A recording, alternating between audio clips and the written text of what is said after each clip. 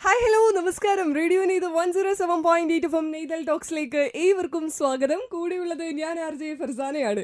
ഈ വീക്കെൻഡ് നെയ്തൽ ടോക്സിൽ എന്നോടൊപ്പം നിങ്ങൾക്കെല്ലാം ഏറെ പ്രിയപ്പെട്ട ഒരു നടനാണ് എത്തിയിരിക്കുന്നത്. മിനി സ്ക്രീനിലും ബിഗ് സ്ക്രീനിലും തന്റെ അഭിനയം കൊണ്ട് ആരാധക വൃത്തം തന്നെ സൃഷ്ടിക്കാൻ കഴിഞ്ഞ ശ്രീറാം രാമചന്ദ്രനാണ് ഇന്ന് നമ്മളോടൊപ്പം നെയ്തൽ ടോക്സിൽ ജോയിൻ ചെയ്യുന്നത്. എനിക്ക് തോന്നുന്നു ആ പേരിനേക്കാൾ അപ്പുറം കസ്തൂരിമാനിലെ ജീവി അറിയാത്തവരായിട്ട് ആരും കാണത്തില്ല. അതെ, ആ ജീവിയാണ് നമ്മളോടൊപ്പം ജോയിൻ ചെയ്യുന്നത്. Hello, thank you so much. നമസ്കാരം. Welcome to the show Neythal talks. Thank you. Okay, എന്താണ് ജീവ പറയാനുള്ളത്? ഒരുപാട് പറയാനുണ്ട്. ഭയങ്കര സന്തോഷം എന്നെ ക്ഷണിച്ചതിന്. എനിക്ക് ഈ ഒരു മൊമെന്റ് എന്നൊക്കെ പറഞ്ഞ ജീവ ഒരു ആക്ടർ എന്ന പോലെ ഞാനൊരു സിനിമയിൽ അഭിനയിച്ച വിശേഷങ്ങൾ എനിക്ക് പറയാനുണ്ട്. അതെ, തീർച്ചയായിട്ടും ഞങ്ങക്ക് കേൾക്കാനും ഉണ്ട്. എനിക്ക് തോന്നുന്നു അതെ, എനിക്ക് തോന്നുന്നു ശ്രീറാം എന്ന പേരിനേക്കാൾ ഒരുപാട് ആളുകൾ സ്വന്തമെന്ന് കരുതുന്ന, അല്ലെങ്കിൽ നമ്മുടെ വീട്ടിലെ കുട്ടി എന്ന പോലെ ആളുകൾ കുറേ വർഷം കൊണ്ട് നടന്ന ആ സീരിയലിൽ നിന്നിട്ടും ഇന്നും അത്രത്തോളം ഏറെ പ്രിയപ്പെട്ടതായിട്ട് ചേർത്ത് നിൽക്കുന്ന ഒരു ക്യാരക്ടറാണ് ജീവ, സൂപ്പർ സ്റ്റാർ ജീവ. ആളുകള് ഈ ശ്രീറാം എന്ന പേരിന് അപ്പുറത്തേക്ക് ജീവയായിട്ട് അഡാപ്റ്റ് ചെയ്തായിരുന്നു. ജീവയാണത് എന്ന് പറഞ്ഞ് ജീവയാണതെന്ന് പറഞ്ഞ് അഡാപ്റ്റ് ചെയ്ത് നടന്നില്ല. പക്ഷെ ജീവ ആസ് എ ക്യാരക്ടർ 4 വർഷം ഞാൻ കൊണ്ട് നടന്നില്ല. അപ്പം അത് എന്റെ ഉള്ളിൽ എവിടേക്കോ ഇപ്പോഴും ഉണ്ട്. ആ ക്യാരക്ടർ നമുക്ക് അങ്ങനെ എളുപ്പം ഇറക്കി വിടാൻ പറ്റില്ല. പക്ഷെ ഞാന് ഒരു കടയിൽ പോയിട്ട് ഞാൻ ജീവയാണ്, എനിക്ക് 4 ബെൻസ് എടുക്കുന്നൊന്നും എനിക്ക് പറയാൻ പറ്റില്ലല്ലോ. അപ്പം ആ ക്യാരക്ടർ എനിക്ക് ഭയങ്കരമായിട്ട്, എന്നെ ആ ക്യാരക്ടർ കണ്ട് ഇഷ്ടപ്പെട്ട് എന്നോട് വന്ന് സംസാരിക്കുന്ന എത്രയോ പേര് ഇപ്പോഴും ഉണ്ട്. അത് ഭയങ്കര ഒരു ബ്ലെസ്സിംഗ് ആയിട്ട് എനിക്ക് തോന്നാറുണ്ട്. ഇപ്പൊ പുറത്തോട്ട് ഇറങ്ങിയാൽ ആളുകള് വിളിക്കുന്ന പേരെന്ന് പറയുന്നത് ജീവയാണോ? ഇപ്പോഴും എന്നെ ജീവ തന്നെ വിളിക്കും. ഇപ്പോഴും എന്നെ ജീവ വിളിച്ചിട്ട് എന്നോട് പറയാ, എനിക്ക് പേര് അറിയില്ല. ഞാൻ പറഞ്ഞ എന്നെ ജീവ തന്നെ വിളിച്ചാൽ മതി. എന്റെ പേര് ശ്രീരാമെന്നോ ഒന്നും അറിയാത്ത എത്രയോ പേരുണ്ട്. ജീവാന്നാണെന്നാ വിചാരിച്ചിരിക്കുന്നത് അവര്. അത് അവരുടെ സ്വന്തം വീട്ടിലത്തെ ആളെ പോലെ കണ്ടിട്ട് വിളിക്കുന്നത് എനിക്കറിയാം. തീർച്ചയായിട്ടും. ഏറ്റവും പുതിയ വിശേഷമായിട്ട് ഇങ്ങനെ കത്തി നിൽക്കുന്ന വർഷങ്ങൾക്ക് ശേഷം എന്ന മൂവിയെ കുറിച്ചാണ്. എനിക്കൊന്ന് മലയാളികളെല്ലാം വെയിറ്റിംഗിലാണ്. ഞാനും ഭയങ്കര വെയിറ്റിംഗ് ആണ്. കാരണം എന്നെ ഇൻട്രൊഡ്യൂസ് ചെയ്തത് വിനീത് ശ്രീനിവാസനാണ്. മലർവാടി ആർട്സ് ക്ലബ് എന്ന് പറഞ്ഞ സിനിമയിൽ ഇൻട്രൊഡ്യൂസ് എന്ന് ഞാൻ പറയുന്നതാണ്. എന്ന് വെച്ചാ ഞാൻ അവരുടെ ആ ഒരു സിനിമയിലൂടെയാണ് വന്നത്. എനിക്ക് അതിലൊരു ചെറിയ പാസിംഗ് ഷോട്ട് ആയിരുന്നു. പക്ഷെ ആ ഒരു പാസിംഗ് ഷോട്ടിൽ നിന്നും ഇന്ന് ഈ പടത്തിൽ വരെ എന്നെ ക്ഷണിച്ചതിൽ എനിക്ക് വിനീതേട്ടനോട് ഭയങ്കര ഒരു എന്താ പറയാ, താങ്ക്സ് എന്നൊന്നും അല്ല ഇനി പറയണ്ടേ. നമ്മളെ ആസ് എൻ ആക്ടർ അദ്ദേഹം കൺസിഡർ ചെയ്യുന്നുണ്ട്, ആസ് എ ഫാമിലി കൺസിഡർ ചെയ്യുന്നുണ്ട് എന്ന് എനിക്ക് ആലോചിക്കുമ്പോൾ സന്തോഷം. 2010 മലർവാടി, 12 തട്ടത്തിൻ മറയത്ത്, 24 വർഷങ്ങൾക്ക് ശേഷം ഈ 3 ചിത്രങ്ങളിലും ശ്രീറാം ഉണ്ട്. അതെ, ഓൾമോസ്റ്റ് വർഷങ്ങൾക്ക് ശേഷമാണ് ഇത് ചെയ്യുന്നത്. അതെ, നിങ്ങളുടെ ഒരു ആ പേര് എന്താ പറയാ, എന്റെ കാര്യത്തിൽ വളരെ അർത്ഥവത്താണ്. നിങ്ങളുടെ ഒരു ഫ്രണ്ട്ഷിപ്പ് ഗ്യാതറിംഗ് പോലെയോ അല്ലെങ്കിൽ വീണ്ടും ഒരു കൂടിച്ചേരലായിട്ടൊക്കെ ഫീൽ ചെയ്തിട്ടുണ്ടോ വർഷങ്ങൾക്ക് ശേഷം സെറ്റിലെത്തിയപ്പോൾ? പിന്നെ വർഷങ്ങൾക്ക് ശേഷം ഫ്രണ്ട്ഷിപ്പ് ഗ്യാതറിങ്ങിനെക്കാട്ടും മൂന്നാറായിരുന്നു എന്റെ ഒക്കെ ലൊക്കേഷൻ. ഇപ്പൊ ഒരുപാട് ഇന്റർവ്യൂസിൽ കേട്ടിട്ടുള്ള ആ മൂന്നാർ ലൊക്കേഷൻ ഷൂട്ടിലായിരുന്നു ഞാനും ഉണ്ടായിരുന്നത്. അപ്പം എവിടെ തിരിഞ്ഞു നോക്കുമ്പോഴും ഒരു സൈഡില് നിവിൻ പോളി, ഒരു സൈഡില് പ്രണവ് മോഹൻലാൽ, ഒരു സൈഡില് ധ്യാൻ, ഒരു സൈഡില് ബേസിൽ. അങ്ങനെ എനിക്ക് അറിയില്ല ഇനി ഒരു സിനിമ ലൊക്കേഷനിൽ അത്രയും ഗ്യാതറിംഗ് ഒരുമിച്ചിട്ട് ഉണ്ടാവോ എന്നുള്ളത്. എന്റെ ഒരു സുഹൃത്ത് ആ സമയത്ത് എന്നെ വിളിച്ചപ്പം ചുറ്റും കേൾക്കുന്ന വോയിസ് ഒക്കെ അവൻ ചോദിക്കുന്നത്, എടാ അത് പ്രണവിന്റെ വോയിസ് ആണോ? അത് കഴിഞ്ഞ് നിവിൻ പോളിന്റെ വോയിസ് അല്ലേ? ആ എക്സൈറ്റ്മെന്റ് ഇവൻ എന്നെ ഫോൺ ചെയ്തൊരാൾക്ക് തോന്നണമെങ്കിൽ അപ്പൊ എന്റെ കാര്യം ഒന്ന് ആലോചിച്ച് നോക്കും. അപ്പൊ ഇതൊന്നും പെട്ടെന്ന് ഒരാളെ വിളിച്ചിട്ട് അങ്ങനെ ഒരു ലൊക്കേഷനിലേക്ക് പ്ലേസ് ചെയ്യുമ്പം നമുക്കത് സത്യമാണോ അല്ല ഞാൻ ശരിക്കും ഇവിടെ ഉണ്ടോ എന്നൊന്നും നമുക്കൊന്ന് പിഞ്ച് ചെയ്ത് നോക്കാൻ തോന്നുന്നു പറയുന്ന സിറ്റുവേഷൻ ആയിരുന്നു എന്റെ. എനിക്ക് തോന്നുന്നു ബേസിലും ധ്യാനും ആ രണ്ടുപേരും കൂടെ ഇന്റർവ്യൂസ് ഒക്കെ കൊണ്ടുപോവുകയാണ് അവര്. ഇന്റർവ്യൂലൊക്കെ എനിക്ക് തോന്നുന്നു ഒരു ദിവസം അവന്മാർക്ക് സമയം കിട്ടിയിട്ടുള്ളൂ. അവന്മാർ അവിടെ ഉണ്ടായിട്ട് ഞങ്ങളുടെ സ്ഥിതിക്ക് ഒന്ന് ആലോചിച്ച് നോക്കിയപ്പം നോൺ സ്റ്റോപ്പ് ആയിരുന്നു അവരുടെ കൗണ്ടറുകളും. ഷൂട്ടിങ്ങിലാണെങ്കിൽ നോൺ സ്റ്റോപ്പ് കൗണ്ടറിന്റെ ഇടയിലാണ് ഷൂട്ടിംഗ് നടക്കുന്നത്, അല്ലാതെ ഷൂട്ടിന്റെ ഇടയിൽ നോൺ സ്റ്റോപ്പ് കൗണ്ടറുകളല്ല. എനിക്കൊന്ന് വിനീതേട്ടൻ പറഞ്ഞിരുന്നു സെറ്റിൽ ഇതിനെക്കാട്ടി അലമ്പായിരുന്നത്. ശരിക്കും കീരിയും പാമ്പും തന്നെയായിരുന്നു രണ്ടുപേരും. കീരിയും പാമ്പും എന്നല്ല അവര് പറയണ്ടേ. നമ്മൾ അത്രയും ഒരാളെ അറിഞ്ഞാലേ ഇങ്ങനെ ഒരു കാര്യം പറയാൻ പറ്റുള്ളൂ. ധ്യാനിന് നന്നായിട്ട് ബേസിലിന് അറിയാം, ബേസിലിന് നന്നായിട്ട് ധ്യാനിനും അറിയാം. അപ്പം അങ്ങനെ ഒരു ഫ്രണ്ട്ഷിപ്പ് അവരുടെ ഇടയിൽ ഉള്ളതുകൊണ്ട് എന്തും പറയാം. അത് ബാക്കിയുള്ളവർക്ക് ചിരിക്കാൻ തോന്നുന്നതും അതുകൊണ്ടാണ്. അവർക്ക് രണ്ടുപേർക്കും അങ്ങോട്ടും ഇങ്ങോട്ടും ഒരു വിഷമവും തോന്നൂല ഇതൊക്കെ പറയുമ്പോൾ. അത് ലൊക്കേഷനിൽ ഒരു ക്രിക്കറ്റ് മാച്ച് ഉണ്ടായിരുന്നു.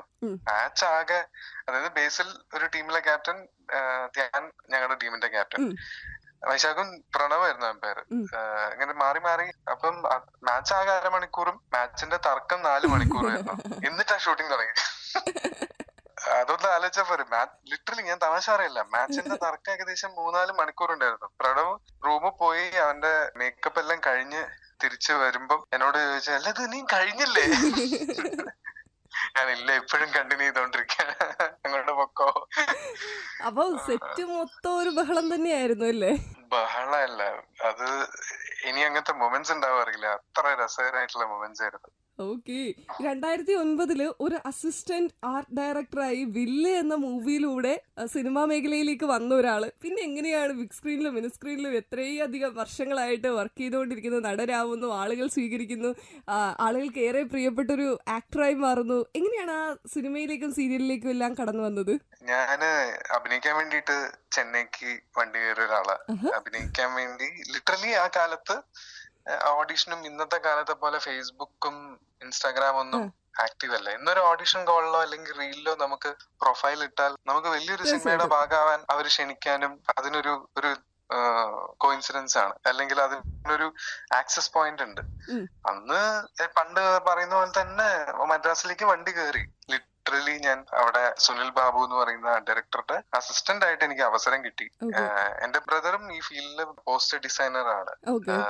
പഴശ്ശിരാജയുടെ ഒക്കെ പോസ്റ്റേഴ്സ് ഏട്ടനാണ്. അപ്പം ഇങ്ങനൊരു ആഗ്രഹം പറഞ്ഞപ്പം ഏട്ടൻ ഈ പറഞ്ഞ പോലെ അസിസ്റ്റന്റ് ആയിട്ടൊരു അവരെ അന്വേഷിക്കുന്നുണ്ട്, നീ ഡിസൈനിങ്, ഞാൻ വരയ്ക്കുമായിരുന്നു ചെറുതായിട്ട്, അപ്പം നിനക്ക് അങ്ങനെ ഒരു ഇതുണ്ടെങ്കിൽ. അപ്പൊ ഞാൻ വിചാരിച്ചത് ഓക്കെ, അസിസ്റ്റന്റ് ആയിട്ട് ഞാൻ കേറുന്നു, എന്നെ അവർ കണ്ടിട്ട് ഇഷ്ടപ്പെട്ട് എന്നെ ഞാൻ തമിഴ് സിനിമ കീഴടക്കുന്നു എന്നൊക്കെ വിചാരിച്ച അവിടെ പോയപ്പോഴാണ് മനസ്സിലായത് ആർട്ട് ഡയറക്ഷൻ എന്ന് പറയുന്നത് എന്റെ, അല്ലെങ്കിൽ സിനിമയിൽ അസിസ്റ്റന്റ് ആവുക എന്നുള്ള എന്റെ, അല്ലെങ്കിൽ റിയാലിറ്റി സിനിമ പുറത്തുനിന്ന് കാണുമ്പോഴുള്ള ഗ്ലാമർ, അല്ലെങ്കിൽ ഒരു പെട്ടെന്ന് ഫെയിം എന്ന് പറയുന്നത് എല്ലാവർക്കും കിട്ടണമെന്നില്ല.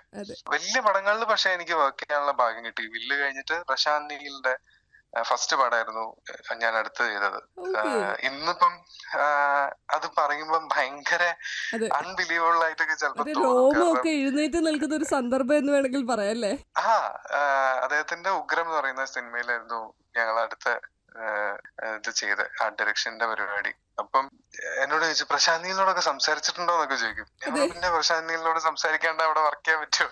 പക്ഷെ അത് എനിക്കറിയില്ല, ഇന്ന് ചിലപ്പം അത് ഇമ്പോസിബിൾ ആയിരിക്കും. അദ്ദേഹത്തിന്റെ ഒരു ടീമിൽ കയറി പറ്റുക, അല്ലെങ്കിൽ അദ്ദേഹമായിട്ട് സംസാരിക്കുക, പറയാൻ പറ്റത്തില്ല ആരാണ് നാളത്തെ സൂപ്പർ സ്റ്റാർ.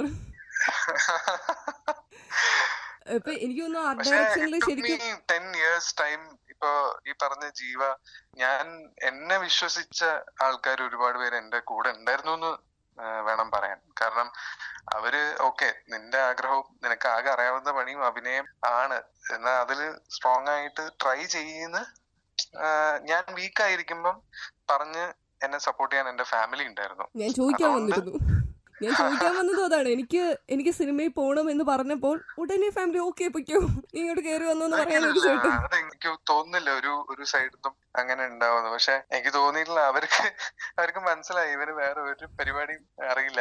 കാരണം ഒരു സ്റ്റേജ് എത്തിയപ്പം നമുക്ക് ഇത്തിരി എന്ത് ചെയ്യണം, എന്താവണം എന്നുള്ളൊരു സ്റ്റേജ്, കോളേജ് സമയമൊക്കെ ആവുമ്പം നമ്മളുടെ പാഷൻ പുറത്തേക്ക് വരുമല്ലോ. ആ സമയത്ത് എനിക്ക് സിനിമ മാത്രമേ ഞാൻ പറയുന്നുള്ളൂ, സംസാരിക്കുന്നുള്ളൂ, കാണുന്നുള്ളൂ. അപ്പം അവർക്ക് എന്നെ മനസ്സിലായി കാണും, ഇവന് സിനിമ ആയിരിക്കാം എന്നുള്ളത്. ഞാൻ എപ്പോഴും ആലോചിക്കും, ഞാൻ എഞ്ചിനീയറിംഗ് കഴിഞ്ഞ് ഒരു പ്രത്യേക സാഹചര്യത്തിൽ നിൽക്കുമ്പോഴാണ് ഈ പറയുന്ന സിനിമേന്റെ കാര്യം വരുന്നത്. അപ്പൊ ഞാൻ ആലോചിച്ചിട്ടുണ്ട്, എന്റെ പാരന്റ്സിന് വേണമെങ്കിൽ പറയുന്നു, ഇല്ല നീ എഞ്ചിനീയറിംഗിന് ഇതില് പോയാൽ മതി, അല്ലെങ്കിൽ ഈ ഒരു കമ്പനിയിൽ ജോലി എടുത്ത് കുറച്ച് കാശൊക്കെ ഉണ്ടാക്കിയിട്ട് വേണമെങ്കിൽ പോയാൽ മതി എന്ന് പറയായിരുന്നു. പക്ഷെ അവരത് ഒരിക്കലും പറഞ്ഞില്ലായിരുന്നു. നീ പോയി ട്രൈ ചെയ്യ്, നിന്റെ വഴി ഇനി അതാണെങ്കിൽ നീ അത് ട്രൈ ചെയ്യും. ചെറുപ്പത്തില് ഞാൻ 2008 എന്ന് പറഞ്ഞാൽ ഞാൻ കോളേജ് കഴിഞ്ഞ ഉടനെയാ പോയത്. വളരെ യങ് ആയിരുന്നു അസിസ്റ്റന്റ് ആയി ജോയിൻ ചെയ്യും. കുറെ ഹാർഡ് വർക്കിംഗ് ആവശ്യമായിട്ട് വന്നിട്ടുണ്ടല്ലേ ആ ഒരു സമയത്ത്? ഹാർഡ് വർക്കിനെക്കാട്ടും നമ്മള് ലൈഫ് എക്സ്പീരിയൻസ് എന്നൊക്കെ പറയുന്നത്, ഒരു 40-40 വയസ്സുള്ള ഒരാള് ചിന്തിക്കുന്ന ലെവലിൽ പെട്ടെന്ന് ഞാൻ അത്രയും മെച്ചുവേർഡ് ആയിട്ട് ചിന്തിക്കുന്ന ആളൊന്നും ആയിരുന്നില്ല. കോളേജിൽ നമ്മുടെ ഒരു 22 വയസ്സോ ആ വയസ്സിൽ ഒരാൾക്കുള്ള ഒരു ഇമ്മെച്യൂരിറ്റി ഒക്കെ എനിക്ക് ഉണ്ടായിരുന്നു. അതിന്ന് പെട്ടെന്ന് നമ്മള് ആർട്ട് ഡയറക്ഷൻ പരിപാടിയിൽ അല്ലെങ്കിൽ ഒരു വലിയ ചുമതല കോടിക്കണക്കിന് രൂപയുടെ ഒരു പ്രോജക്റ്റിന്റെ അവിടെയാണ് ഞാൻ പറഞ്ഞത് ഇതിന്റെ സീരിയസ്നെസ്സും ഇതിന്റെ ആൾക്കാര് അധികം ചർച്ച ചെയ്യാത്ത ഒരു വിഭാഗമുണ്ട്, ഒരു സെക്ഷൻ ഉണ്ട്. അതൊക്കെ ഞാൻ ഫേസ് ചെയ്തു, അതൊക്കെ എനിക്ക് അറിയാം. ഇപ്പൊ എനിക്ക് തോന്നുന്നു ഇപ്പോൾ ആർട്ട് ഡയറക്ഷൻ എന്ന് പറയുമ്പോൾ ആളുകൾ കൂടുതലായിട്ട് മനസ്സിലാക്കാൻ തുടങ്ങി. കാലത്ത് ചിലപ്പോ അത്രയധികം ഇപ്പൊ ഈ മഞ്ഞുമൽ ബോയ്സ് അജയേട്ടൻ ഞങ്ങളെ കൂടെ വർക്ക് ചെയ്യാൻ അന്ന് ഇടയ്ക്ക് ഈ സോങ് ഷൂട്ടിന്റെ സീക്വൻസിലൊക്കെ ഭയങ്കര ഡീറ്റെയിൽഡ് ആയിട്ടുള്ള ചില സാധനങ്ങളൊക്കെ ഉണ്ടാക്കാൻ നമ്മൾ ആൾക്കാരെ സുനിലേട്ടൻ വിളിക്കും. അപ്പം അന്ന് അജയേട്ടനും ടീമുമാണ് തൃശ്ശൂരിൽ നിന്ന് വരിക, ചാലിശ്ശേരിയിൽ നിന്ന് വരിക. അപ്പം അവരുണ്ടാക്കി വെച്ച് പോയി കഴിഞ്ഞാൽ ഇത് റിയൽ ആണോ ഫേക്ക് ആണോ എന്ന് മനസ്സിലാവില്ല. അത്രയും എന്താ പറയാ, ഒരു കപ്പലൊക്കെ ആ കാലത്ത് ഉണ്ടാക്കിയിട്ടുണ്ട് സന്തോഷ് സാറിന്റെ പടത്തില്. അത് ഞങ്ങൾ അവിടെ പോയ കാലത്ത്, ഇത് 2008 കാലം മുതൽ, അത് ആ കാലം മുതൽ അതിനെപ്പറ്റി ചർച്ച ചെയ്തു. ഇത് അജയൻ എന്ന് പറയുന്ന ഒരാള് പെയിന്റിങ്ങും ചെയ്ത് അത് ഫിനിഷിങ്ങും കാര്യങ്ങളൊക്കെ ചെയ്യുമ്പോഴത്തേക്കും അത് വേറെ ലെവലാവും എന്നൊക്കെ. അപ്പം ഇപ്പോഴാണ് അദ്ദേഹം ഈ പറഞ്ഞൊരു വലിയൊരു ക്യാൻവാസിൽ അദ്ദേഹം അറിയപ്പെടുന്നത്. പക്ഷെ എല്ലാത്തിനും അതിന്റെ സമയമുണ്ട് എന്നൊക്കെ പണ്ട് ആരോ പറഞ്ഞ പോലെ.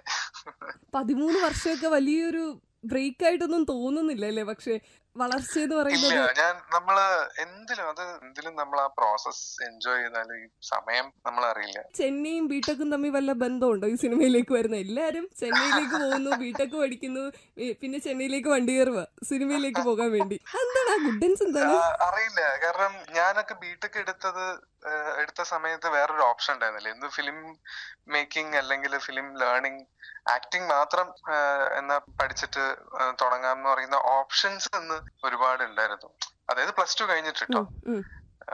അന്ന് നേരെ ഓക്കെ ഇത്ര മാർക്ക്, ബിടെക് അല്ലെങ്കിൽ മെഡിസിൻ, ഈ 2 ഓപ്ഷൻ എടുക്കുക. ബിടെക് എടുത്തു കഴിയുമ്പോഴാണ് മനസ്സിലാവുക, ഈ സാധനം ഒന്നും തലേ കയറുന്നില്ലല്ലോ എന്ന് പറഞ്ഞിട്ടുള്ള കൺഫ്യൂഷൻ. അപ്പൊ സെക്കൻഡ് ഇയറോ ഫസ്റ്റ് ഇയർ ലാസ്റ്റിലോ വരും. പിന്നെ നമുക്ക് മനസ്സിലാവുന്ന ഇഷ്ടമുള്ള സാധനങ്ങൾ കാണുന്ന ഒരു ഗാദറിങ് അല്ലെങ്കിൽ ഒരു ഗ്യാങ്ങിന് അവിടുന്ന് കിട്ടും.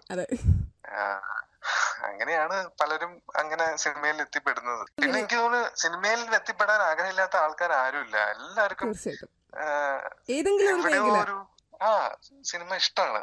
എനിക്ക് തോന്നുന്നു വിനീത് ശ്രീനിവാസൻ സിനിമകളിൽ പറയുന്ന പോലെ, അല്ലെങ്കിൽ വിനീത് ശ്രീനിവാസൻ ചർച്ച ചെയ്യുന്നത് പോലെ, ഫ്രണ്ട്ഷിപ്പ് എന്ന് പറയുന്ന ആ ഒരു ഘടകം ഉണ്ടല്ലോ, ലൈഫിൽ കൊണ്ടുവരുന്ന മാറ്റങ്ങളെയും സ്നേഹബന്ധങ്ങളെയും എല്ലാം വിനീത് ശ്രീനിവാസൻ സാറിന്റെ ഫിലിമിൽ പറയുന്ന പോലെ തന്നെ ശ്രീരാമന്റെ ലൈഫിലും അത്തരം ഒരു ഫ്രണ്ട്ഷിപ്പ് കൂട്ടായ്മ ഉണ്ടോ? എനിക്ക് മലർവാടിയില് ഉണ്ടായിട്ടുള്ള ഫ്രണ്ട്സ് ഒക്കെ തന്നെ ഇപ്പോഴും ഉള്ളത്. മലർവാടി ഓഡീഷന് പോകുന്ന സമയത്ത് ട്രെയിനിൽ വെച്ച് ഞാൻ പരിചയപ്പെട്ട ആളാ ദീപക് പറമ്പോൾ. ഇങ്ങോട്ടാ പോകുന്നത്, ഞാൻ ഒരു ഓഡീഷന് പോകുന്നത്, ഞാനും അതിനാണല്ലോ പോകുന്നത്. ഇതിനാ മലർവാടി ആർട്സ് ക്ലബ്. അന്ന് തുടങ്ങിയതാ ഞങ്ങൾ തമ്മിലുള്ള കണക്ഷൻ. പിന്നെ മലർവാടി വർക്ക്ഷോപ്പിന് പരിചയപ്പെട്ട ആൾക്കാരാണ് സിജു വിൽസൺ, നന്ദനുണ്ണി, ഹരീഷൻ, ഗോപൻ. ഇവരൊക്കെ തന്നെ എപ്പോഴും എന്റെ ക്ലോസസ്റ്റ് സർക്കിളിലുള്ള ഫ്രണ്ട്സ്. നിങ്ങൾക്ക് തന്നെ പറയാനുണ്ടല്ലേ ഒരു 100,000 കഥകൾ? ഇഷ്ടം പോലെ ഉണ്ട്. ഞങ്ങൾ എല്ലാവരും കൂടി വെക്കുകയാണെങ്കിൽ ഞങ്ങൾക്ക് ഞങ്ങളുടെ അനുഭവം തന്നെ കുറെ പറയാനുണ്ട്. ഞങ്ങളുടെ സ്ട്രഗിളും ഞങ്ങള് എത്തിപ്പെട്ട അല്ലെങ്കിൽ പോയ വഴി കൂടെ ഉള്ള കോമഡികളും ഇഷ്ടം പോലെ ഉണ്ട്. പക്ഷെ എനിക്ക് തോന്നുന്നു ഒന്നില്ലെങ്കിൽ മറ്റൊരു രീതിയിൽ എല്ലാവരും തന്നെ അവരവരുടെ മേഖലയിൽ കഴിവ് തെളിയിച്ചുകൊണ്ടിരിക്കുന്ന ആളുകളാണ്. കഴിവ് തെളിയിക്കാതെ പറ്റില്ല. കാരണം there is only one way. മുന്നോട്ട് ആകെ ആ ഒരു വഴിയുള്ളൂ. കാരണം ഇതൊരു നമ്മൾ വളരെ സീരിയസ് ആയിട്ടും ഇല്ലെങ്കിൽ ഞാൻ വേറെ ബിസിനസ് ചെയ്യാന്നുള്ളൊരു ഓപ്ഷൻ ഞങ്ങൾക്കില്ല. അതുകൊണ്ട് തന്നെ നിങ്ങൾ അഭിനയിച്ച് അങ്ങ് ജീവിക്കുകയാണല്ലേ? സത്യം. ഇപ്പൊ ഞാൻ സീരിയൽ എന്ന് പറയുന്ന ഒരു മേഖല ഞാൻ സീരിയൽ എടുത്ത സമയത്ത്, സീരിയൽ എടുത്തു കഴിഞ്ഞാൽ സിനിമയിലേക്ക് തിരിച്ചു വരാൻ പറ്റുമോ, അല്ലെങ്കിൽ സീരിയൽ എടുത്ത വേറൊരു നല്ലോണമുള്ള സമയത്തായിരുന്നു ഞാൻ സീരിയൽ. എനിക്ക് എല്ലാവർക്കും തോന്നുന്ന ഒരു ഡൗട്ടും കൂടിയായിരുന്നു അത്. ഇപ്പോഴും ഉണ്ട് കേട്ടോ. ഇപ്പോഴും എന്നോട് പല പുതിയ ആൾക്കാരും വിളിച്ചു ചോദിക്കും, ചേട്ടൻ സിനിമയിൽ ചെറിയ വേഷങ്ങള് ചെയ്യുന്ന ആളല്ലേ, അല്ലെങ്കിൽ ആഡ്സ് ചെയ്യുന്ന ആളല്ലേ, സിനിമ പിന്നെ കിട്ടുമോ സീരിയൽ ചെയ്ത? ഞാൻ പറഞ്ഞു അത് ഓരോരുത്തരും ഡിപ്പെൻഡ് ചെയ്തിരിക്കും. ഞാനൊരു കാലത്ത് സീരിയല് ചെയ്ത എനിക്ക് എന്നെ അങ്ങനെ പേടിപ്പിച്ചു വെച്ചിരുന്നു പല ഡിസ്കഷനിലും വരുമ്പോ. പക്ഷെ ദൈവസഹായം കൊണ്ട് ഞാൻ ചൂസ് ചെയ്ത സീരിയല് ആണ് എന്നെ ഏറ്റവും വലിയ റീച്ചിൽ എത്തിച്ചത്. ജീവ എന്ന് പറഞ്ഞ ക്യാരക്ടറിൽ എന്നെ അറിയപ്പെടുന്നതും ആ സീരിയല് എനിക്ക് തോന്നുന്നു ഒരു 10 മലയാളം സിനിമ ഹിറ്റ് ആവുന്ന റീച്ച് എനിക്ക് തന്നിട്ടുണ്ട്. തീർച്ചയായിട്ടും ആ സീരിയൽ ആ സമയത്ത് അതിന്റെ ഒരു ഗ്രാഫ് തന്നെ ഭയങ്കരമായിട്ട് ഉയർന്നു നിൽക്കുന്ന ഒരു സമയമായിരുന്നു ഏഷ്യാനെറ്റിലെ സീരിയൽസിൽ തന്നെ. ഏഷ്യാനെറ്റിലെ ഭയങ്കര ഒരു റെക്കോർഡ് ബ്രേക്കിംഗ് റേറ്റിംഗ് ആണെങ്കിലും എല്ലാം കിട്ടിയ ഒരു സീരിയലായിരുന്നു. അപ്പം സീരിയൽ ആണെങ്കിൽ ആണെങ്കിലും പരസ്യമാണെങ്കിലും ഈ പറയുന്ന ഷോർട്ട് ഫിലിം ആണെങ്കിലും എല്ലാം ആക്ഷന്റെയും കട്ടിന്റെയും ഇടയിൽ വരുന്ന കാര്യങ്ങളാണ്. അവിടെയും ഒരു ആക്ഷൻ ഉണ്ട്, ഒരു കട്ടും ഉണ്ട്. അതിനിടയിൽ ജീവിക്കുന്ന ഒരു സ്പേസിലാണ് നമ്മൾ അത് ചെയ്യുന്നതെന്ന് ആലോചിച്ചാൽ മാത്രം മതി. മറ്റേത് നമ്മുടെ ശ്രമങ്ങളാണ്. സിനിമയിൽ വരണമെങ്കിൽ സീരിയലിലുള്ള ആളായാൽ കിട്ടില്ല എന്നൊന്നും ആരും പറഞ്ഞിട്ടില്ല. ഉണ്ട്, ഇയാള് സീരിയലിലായതുകൊണ്ട് ഇയാളുടെ ഫേസ് കുറെ കണ്ടിട്ടുള്ള ഫേസ് അല്ലേ എന്ന് പറഞ്ഞ ഒരു പോയിന്റ് മുമ്പ് ഉണ്ടായിരുന്നു. പക്ഷേ അങ്ങനെയാണെങ്കിൽ ഇവിടുത്തെ ലെജൻഡറി ആക്ടേഴ്സ് ഒക്കെ, നെടുമുടി വേണു സാറൊക്കെ സീരിയൽ ചെയ്തിട്ടുള്ള ആൾക്കാരാണ്. അവരുടെ ഫേസ് ഒക്കെ നമുക്ക് റെഗുലറായി കണ്ട് ഇപ്പോഴും മനസ്സിൽ കണ്ണ് അടച്ച് നെടുമുടി വേണു എന്ന് പറഞ്ഞ അദ്ദേഹത്തിന്റെ മുഖം നമുക്ക് വരും. അപ്പം അതാണ് ഒരു ആക്ടർ എന്ന ഒരു ഇതില് വരുന്നൊരു സക്സസ് കാണും. അവരൊക്കെ ഞാൻ ആലോചിക്കാറുണ്ട്, അവർ ചെയ്യുന്ന കഥാപാത്രങ്ങളും ഒരു വിഗ് വെച്ചാൽ അറിയില്ല അവർ വിഗ് വെച്ചതാണോ എന്നുള്ളത്. ക്യാരക്ടർ അത്രയും സിങ്ക് ആയിട്ട് അവർ ചെയ്യാം. തീർച്ചയായിട്ടും. ചേട്ടൻ കസ്തൂരിമാൻ എന്ന സീരിയലിനൊക്കെ മുമ്പേ ആളുകൾ ഇപ്പൊ 2010 മലർവാടിയും തട്ടത്തിമറയത്തും ഒക്കെ വന്നെങ്കിൽ കൂടിയും 2013 ഒരു ആൽബം ഇറങ്ങിയിരുന്നു, അറിയാതെ നിനയാതെ. എനിക്ക് തോന്നുന്നു ആ ആൽബത്തിന് ശേഷമാണ് ഞാനൊക്കെ ഈ അറിയാതെ നിനയാതെ ആൽബത്തിലുള്ള ചേട്ടൻ എന്ന് പറയാൻ തുടങ്ങിയത്. അതിലത്തെ നായികമാരും അങ്ങനെ തന്നെയായിരുന്നു പറയുന്നത്.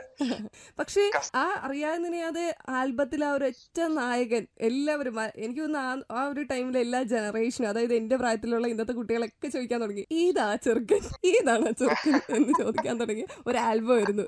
അയ്യോ, ഞങ്ങളൊക്കെ എത്ര തവണ യൂട്യൂബ്സിൽ ഇങ്ങനെ 5:30 വന്നിരുന്ന ആ പാട്ട് കേട്ടിട്ടുണ്ടെന്നറിയാവോ? കണക്കില്ല. ഇന്നും ഫേവറേറ്റ് ആണ് ആ സോങ്. എങ്ങനെയാണ് ആ ആൽബത്തിലേക്ക് കടന്നു വന്നത്? അത് തട്ടത്തിന്മറയത്ത് ചെയ്യുമ്പം വിനീതേട്ടന്റെ അസിസ്റ്റന്റ് ആയിരുന്നു ഗണേഷ് രാജ്.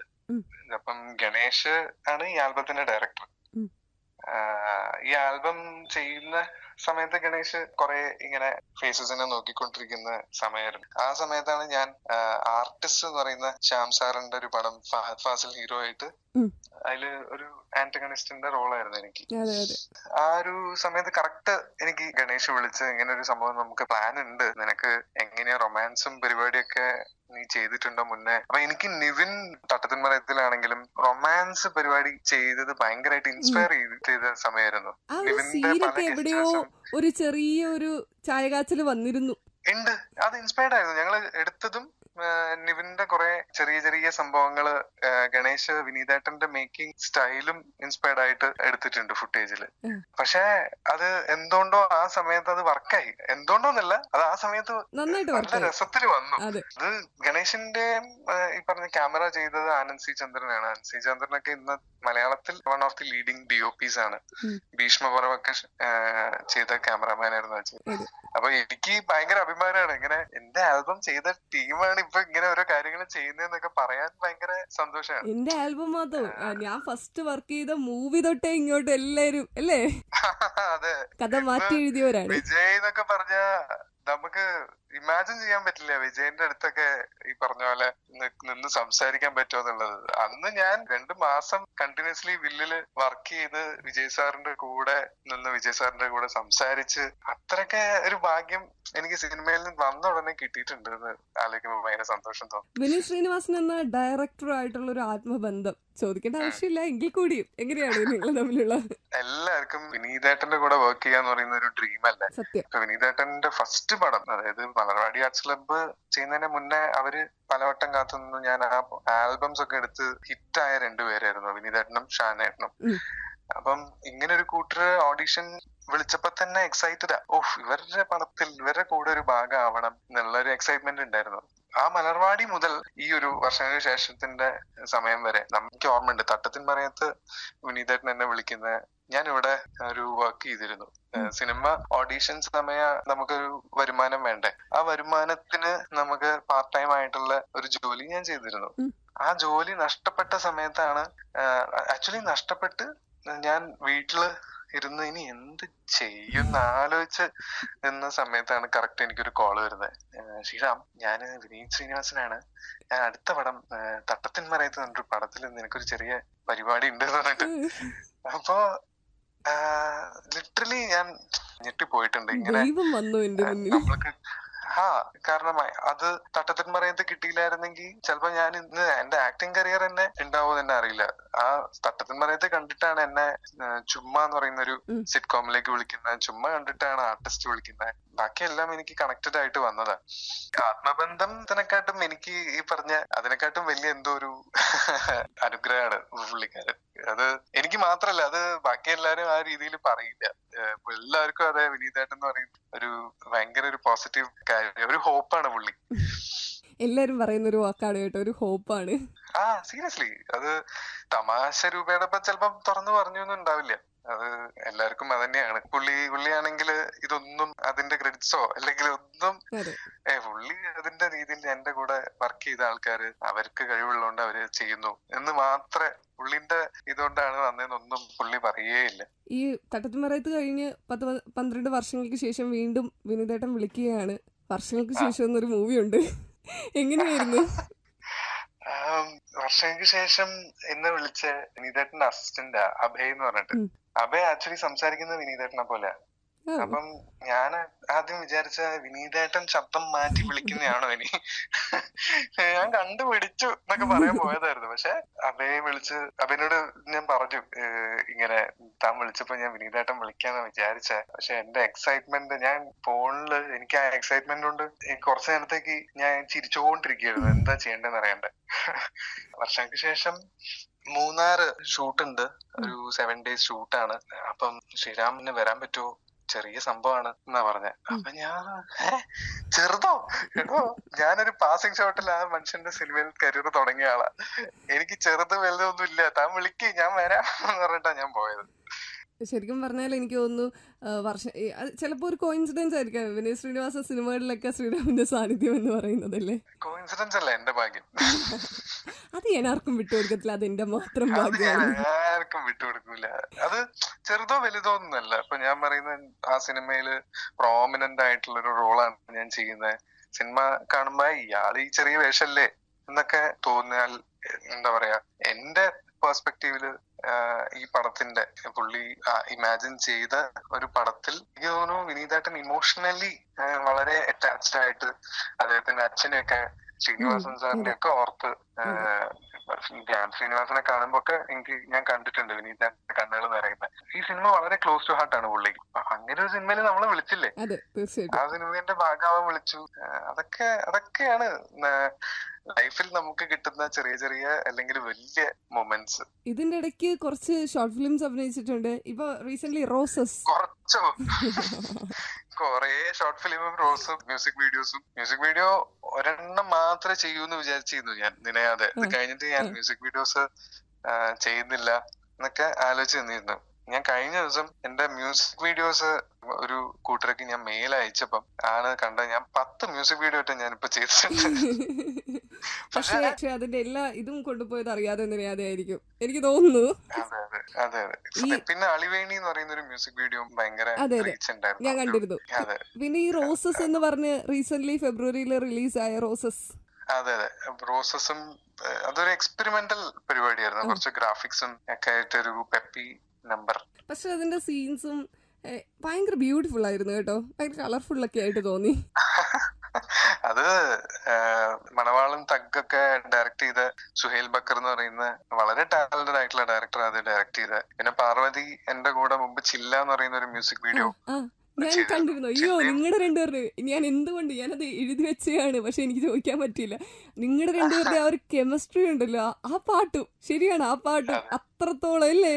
അതെ, പാർവതി ഈ പറഞ്ഞ പോലെ തന്നെ ലോങ് ടൈം ഫ്രണ്ട് എന്റെ. അപ്പം പാർവതിക്കും ഇപ്പൊ നമുക്കൊരു ക്യാരക്ടറിലേക്ക് കടക്കുമ്പം ആ സിങ്ക് നമുക്ക് പെട്ടെന്ന് വരാറുണ്ട്. ഇപ്പൊ മ്യൂസിക് വീഡിയോ ചില്ല ചെയ്യുമ്പോഴും ആ ഫ്രണ്ട്ഷിപ്പ് നമുക്ക് അതില് നല്ലോണം സിങ്കിനെ ഹെൽപ്ഫുൾ ആക്കിയിട്ടുണ്ട്. ചില്ലിൽ ആ നോട്ടമൊക്കെ ഭയങ്കരമാണല്ലേ, നിങ്ങൾ രണ്ടുപേരുടെ കണ്ണുടക്കുന്നതൊക്കെ. എന്റെ കൂടെ എനിക്ക് അഭിനയിക്കാൻ കിട്ടിയ നായകന്മാരൊക്കെ നല്ലതായിരുന്നു. അതുകൊണ്ട് എനിക്ക് അധികം ചെയ്യേണ്ടി വന്നിട്ടില്ല, എനിക്ക് ജസ്റ്റ് നോക്കിയാൽ മാത്രമേ അവരത് ചെയ്തോളൂ. 2021-22 ആ ടൈമിൽ ഇറങ്ങിയ ഒരു മാംഗല്യം ബന്ധു നാനേന എന്ന് പറയുന്ന ഒരു ഷോർട്ട് ഫിലിം, അതെ, അതിന്റെ റീലുകളൊക്കെ ഇപ്പോഴും കിടന്ന് കറങ്ങുന്നുണ്ട്. ആണോ? പിന്നെ ഇല്ലേണ്ട്, ഇൻസ്റ്റഗ്രാമിലൊക്കെ ഇപ്പോഴും കിടന്ന് കറങ്ങുക. ഓക്കെ, ഇനി കാണുമ്പോ ഉറപ്പായിട്ടും അയച്ചു തരുന്നതാണ്. അതിന്റെ റീലൊക്കെ ഇങ്ങനെ കിടന്ന് കറങ്ങുന്നുണ്ട്. മാംഗല്യം ബന്ധു നാനേന ആ ഒരു പേരും ആ ഒരു വെബ് സീരീസും ഒക്കെ ഭയങ്കരമായിട്ട് റീച്ച് ചെയ്തതാണ്. ഈ ചില്ലയും അതുപോലെ തന്നെ അറിയാതെ നിനയാ. പക്ഷെ അറിയാതെ നിനയാതൊക്കെ എനിക്ക് എന്താണെന്ന് അറിയത്തില്ല, അതിനൊരു പ്രത്യേക ഫാൻ ബേസ് ആണ്. അത് ഞാൻ വേറൊരു ഗ്രാഫി വെച്ചിരിക്കുന്ന പാട്ടാണ് കേട്ടോ. അറിയാതെ നിനയാതെയാണ് എനിക്ക് തോന്നുന്നു യൂട്യൂബിൽ ആദ്യമായിട്ട്. ഇന്നിപ്പോ യൂട്യൂബിൽ ഒരുപാട് കണ്ടന്റുകളുണ്ട്. അതെ. അന്ന് അത്രയും കണ്ടന്റ്സ് യൂട്യൂബിൽ വരാതെ ഇരിക്കുന്ന ഒരു കാലമായിരുന്നു. അതെ. അപ്പം നമുക്ക് കിട്ടുന്ന അറ്റൻഷനും കൂടുതലായിരുന്നു. ഇന്നിപ്പം വ്ളോഗിംഗ് ഉണ്ട്, ഫാമിലി വ്ളോഗേഴ്സ് ഉണ്ട്, കപ്പിൾ വ്ളോഗേഴ്സ് ഉണ്ട്. എല്ലാവരും ഒന്നിനൊന്ന് അടിപൊളി കണ്ടന്റ്സ് ഇറക്കുമ്പം നമുക്ക് ഈ ആൽബത്തിന്റെ ഒക്കെ റീച്ചും പഴയ പോലെ നമുക്ക് റീച്ച് കിട്ടണമെങ്കിൽ ഭയങ്കര പ്രയാസം. സത്യം. എല്ലാം നല്ല കണ്ടന്റ്സ് ആണ്. ഇപ്പം ചെയ്യുന്ന ആൽബംസും ഒക്കെ നല്ല കണ്ടന്റ്സും ആണ്. പക്ഷെ പഴയ രീതികൾ മാറി. അതാണ് ഇപ്പം സിനിമ പാട്ടുകൾ, മ്യൂസിക് കമ്പനീസ് ഈ കണ്ടന്റുകൾ എടുത്ത് അവരുടെ ഇതിലിടുമ്പോഴാണ് അതിന് വലിയ റീച്ച് കിട്ടുന്നത്. പക്ഷെ എനിക്ക് തോന്നുന്നു ചില്ലയൊക്കെ വന്ന ടൈമില് ഷോർട്ട് ഫിലിംസ് ഒക്കെ വരുന്ന ഒരു ടൈമായിരുന്നു. ചില മ്യൂസിക് ആൽബംസ് ഒരുപാട് ഇറങ്ങുന്ന ഒരു സമയമായിരുന്നു. ചില്ലിയും അതേപോലെ റീച്ച് വന്നിരുന്നു.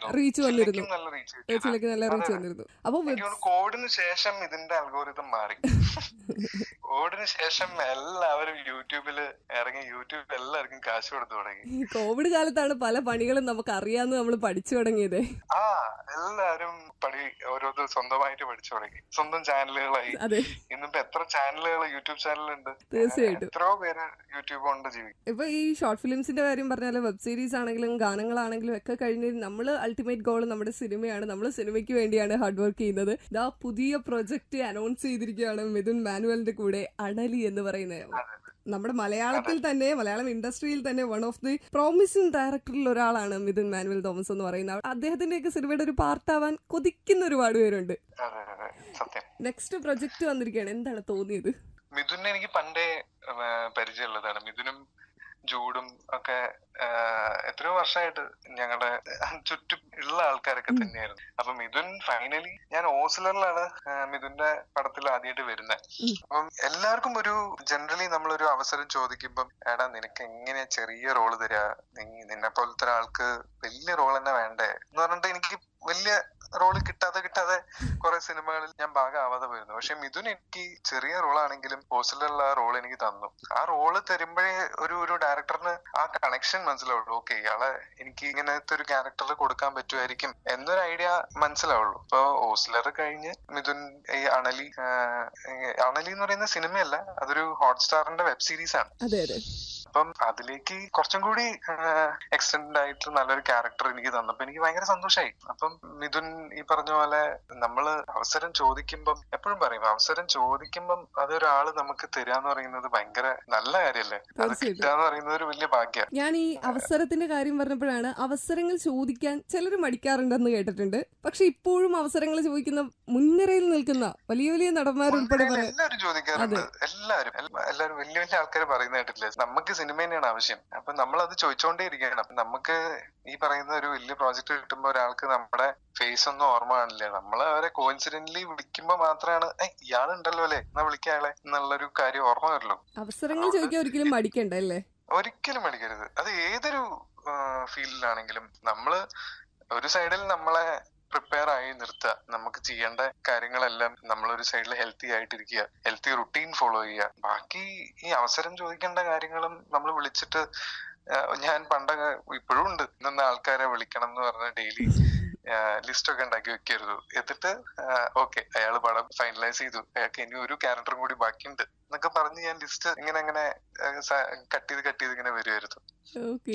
വൺസ് ഇപ്പൊ ഒരു വലിയ റീച്ച് കിട്ടിക്കഴിഞ്ഞാ, അല്ലെങ്കിൽ ഒരു നമുക്ക് ആ ബ്രേക്ക് കിട്ടിക്കഴിഞ്ഞാൽ പിന്നെ അത് ഗ്രാജുവലി നമുക്ക് നല്ല അവസരങ്ങൾ വരുമായിരിക്കും. പക്ഷെ അതുവരെ നമ്മൾ ചെയ്യേണ്ടത്, അതൊരു സ്ട്രഗിൾ ആയിട്ട് കാണുകയും ചെയ്യരുത്. അതൊരു പ്രോസസ്സാണ്. നമ്മള് ചൂസ് ചെയ്ത ഒരു ജോലിയിൽ അതൊരു പ്രോസസ്സായി മാത്രം എടുക്കുക. ഫാമിലിയെ കുറിച്ച് പറയുവാണെങ്കിൽ, ഇപ്പോ ചേച്ചിനെയും മോളെയും ഞങ്ങൾ പല വേദികളിലും കണ്ടിട്ടുണ്ട്, പല ഷോകളിലും കണ്ടിട്ടുണ്ട്. നിങ്ങൾ ഒരുമിച്ച് വരുന്ന എല്ലാം അവര് തരുന്ന ഒരു സപ്പോർട്ട് ഭയങ്കര സപ്പോർട്ട് തന്നെയാണ്. അവര് ടച്ച് വുഡ്, എനിക്ക് എന്റെ സിനിമ എന്ന് പറയുന്ന ഒരു മേഖല അവൾക്ക് വലിയ പരിചയമില്ലായിരുന്നു. അവളൊരു സ്പീച്ച് തെറാപ്പിസ്റ്റ് ആണ്. അവള് സിനിമേന്റെ സ്ട്രഗിളും സിനിമേന്റെ അവസരങ്ങളുടെ, ഇപ്പൊ ഒരു വർക്ക് കഴിഞ്ഞ് ചിലപ്പോ ഒരു 6 മാസം കഴിഞ്ഞിട്ടൊക്കെ ആയിരിക്കും ചിലപ്പോ അടുത്ത വർക്ക് കിട്ടുക. അതും വൺസ് നമ്മളൊരു വലിയ സ്റ്റാറോ അല്ലെങ്കിൽ അങ്ങനെ ഒന്നും ആവുന്നവരെ നമുക്ക് അത്ര പേയ്മെന്റ് വാങ്ങാനും പറ്റുള്ളൂ. പക്ഷെ നമുക്കിവിടെ ജീവിക്കാൻ കുറെ ചെലവുകളും കാര്യങ്ങളും ഉള്ളതല്ലേ. അപ്പം ഇനീഷ്യലി നമുക്ക് ഈ പറഞ്ഞ സ്ട്രഗിളൊക്കെ നല്ലോണം ഉണ്ടായിരുന്നു. ഇപ്പം മോളായതിനു ശേഷം മോള് ഞാൻ ആലോചിച്ചിരുന്നു, അവള് നമ്മളെങ്ങനെയാണ് ഒരു ആക്ടറായിട്ട്, ഇപ്പം അവളുടെ ഫ്രണ്ട്സിന്റെ അടുത്തൊക്കെ എന്റെ അച്ഛനൊരു ആക്ടറാണ്, അല്ലെങ്കിൽ അവളുടെ ഫ്രണ്ട്സ് വന്നിട്ട് your father is an actor അല്ലേ എന്ന് പറയുമ്പോ എനിക്ക് സന്തോഷം തോന്നാറുണ്ട്. അവള് കണ്ടിട്ടുള്ളത് എന്നെ ജീവിയായിട്ടാണ് കസ്തൂരിമാനില്. അപ്പൊ അവളുടെ സ്കൂളിൽ പോകുമ്പോഴും ടീച്ചേഴ്സും അവിടുത്തെ സ്റ്റാഫ്സും എല്ലാം നമ്മൾ അങ്ങനെ കാണുമ്പോ എനിക്ക് സന്തോഷം തോന്നാറുണ്ട്. ഓക്കെ, അവിടെ ഞാനൊരു ആക്ടറായി അറിയപ്പെട്ടല്ലോ. അപ്പം ആ ഒരു കാര്യമുണ്ട്. അവരുടെ ഫാമിലി സപ്പോർട്ടും. ഹോസ്റ്റലറിൽ എനിക്ക് കിട്ടിയ റോള് ഒരു സ്പീച്ച് തെറാപ്പിസ്റ്റിന്റെ ആയിരുന്നു. എന്റെ വൈഫിന്റെ കരിയർ ആണ് ഞാൻ അതില് പോർട്രേ ചെയ്തത്. അപ്പം അവളുടെ സജഷൻസ് എന്നെ ഭയങ്കരമായിട്ട് ഹെൽപ്പ് ചെയ്തിട്ടുണ്ട്. പറഞ്ഞു തന്നിട്ടുണ്ടല്ലേ, അങ്ങനെ ചെയ്താൽ മതി, ഇങ്ങനെ ചെയ്താൽ മതി. കാര്യമായിട്ട് ഇപ്പൊ വലിയ സീൻ അല്ലായിരുന്നെങ്കിലും ഒരു സ്പീച്ച് തെറാപ്പിസ്റ്റ് എന്ത് ചെയ്യും എന്ത് ചെയ്യില്ല എന്ന ഐഡിയാസ് എനിക്ക് നല്ലോണം ഉണ്ട് പറഞ്ഞിട്ട്. അപ്പം എനിക്കത് ആധികാരികമായിട്ട് അവരുമായിട്ട് ടീമുമായിട്ട് ഡിസ്കസ് ചെയ്യാനൊക്കെ പറ്റി. അവർക്കും അത് ഹെൽപ്ഫുൾ ആയിരുന്നു. അവർക്കും ഓക്കെ, ശ്രീരാമിനെ അറിയാം, കാരണം ശ്രീരാമിന്റെ വൈഫ് ഒരു സ്പീച്ച് തെറാപ്പിസ്റ്റ് ആണ് എന്ന് പറഞ്ഞത് എനിക്ക് ഓർമ്മയുണ്ട്. അവിടെ ലൊക്കേഷനിൽ അത് അവര് പറഞ്ഞ. ആർട്ട് ഡയറക്ടർ അസിസ്റ്റന്റ് ആയിട്ട് സിനിമയിൽ വന്നതിന് ശേഷം ഇപ്പോൾ ചെറുതും വലുതുമായ റോളുകളെല്ലാം അഭിനയിച്ച് നിൽക്കുന്ന ഈ ഒരു സമയത്ത്, അടുത്ത മൂവിക്ക് വേണ്ടി വെയിറ്റ് ചെയ്യുന്ന ഈ ഒരു സമയത്ത് ചേട്ടൻ എന്താണ് പറയാനുള്ളത്, അല്ലെങ്കിൽ എന്താണ് തോന്നുന്നത് പുറകോട്ട് തിരിഞ്ഞു നോക്കുമ്പോൾ? മുന്നോട്ടേക്ക് ഹോപ്പ്ഫുള്ളി ആഗ്രഹിച്ച് ഇനിയും ഹാർഡ് വർക്ക് ചെയ്ത് പോകാനുള്ള എനർജി തരണേന്ന് മാത്രമേ ഞാൻ ആഗ്രഹിക്കുന്നുള്ളൂ. മുന്നോട്ടേക്ക് ചെയ്ത കാര്യങ്ങളൊക്കെ നല്ലതാണ്, അല്ലെങ്കിൽ നല്ല കുറച്ച് വർക്ക്സ് ചെയ്ത് ആൾക്കാരെ സന്തോഷിപ്പിക്കാൻ പറ്റിയെന്ന് വിചാരിക്കുന്നു. തീർച്ചയായിട്ടും അതിനെക്കാട്ടും രസകരമായിട്ടുള്ള ഒരുപാട് വർക്കുകളും ഒരുപാട് പ്രോജക്റ്റുകളും എനിക്ക് ചെയ്യണമെന്ന് ആഗ്രഹമുണ്ട്. അത് സംഭവിക്കട്ടെ. തേടി വരും, തീർച്ചയായിട്ടും തേടി വരും. വരട്ടെ. Thank you so much. ഞങ്ങള് വർഷങ്ങൾക്ക് ശേഷത്തിന്റെ വിശേഷങ്ങളും ഒപ്പം ജീവിയുടെ വിശേഷങ്ങളും ശ്രീരാം രാമചന്ദ്രന്റെ വിശേഷങ്ങളും ഒക്കെ ആയിട്ട് നമ്മുടെ നെയ്തൽ ടോക്സിൽ നമ്മളോടൊപ്പം ഈ കഴിഞ്ഞ കുറച്ച് നിമിഷങ്ങളിൽ ചേർന്നതിന് ഒരുപാട് വിശേഷങ്ങളും വാർത്തകളും അതുപോലെ തന്നെ വരാനിരിക്കുന്ന പ്രൊജക്ടുകളെ കുറിച്ചൊക്കെ പറഞ്ഞതിന് ഒരുപാട് സന്തോഷം. Thank you so much. ഞാനും ഒരുപാട് എൻജോയ് ചെയ്തു. ഒരുപാട് നല്ല ഓർമ്മകളിലേക്ക് കൊണ്ടുപോയി. എന്തായാലും താങ്ക് യു സോ മച്ച്. എല്ലാവർക്കും നന്ദി. വർഷങ്ങൾക്ക് ശേഷം ഒരു സൂപ്പർ ഫിലിം ആവട്ടെ. Thank you so much. ഒരുപാട് അവസരങ്ങൾ തേടി വരട്ടെ, അത് പറയാതിരിക്കാൻ പറ്റത്തില്ല. Thank you so much. വരട്ടെ. അപ്പൊ ഇനിയും നമുക്ക് ഇങ്ങനൊരു ഇങ്ങനൊരു ഇതിൽ നമുക്ക് ഇനിയും കൂടാം. താങ്ക് യു സോ മച്ച് ചേട്ടാ. Thank you so much.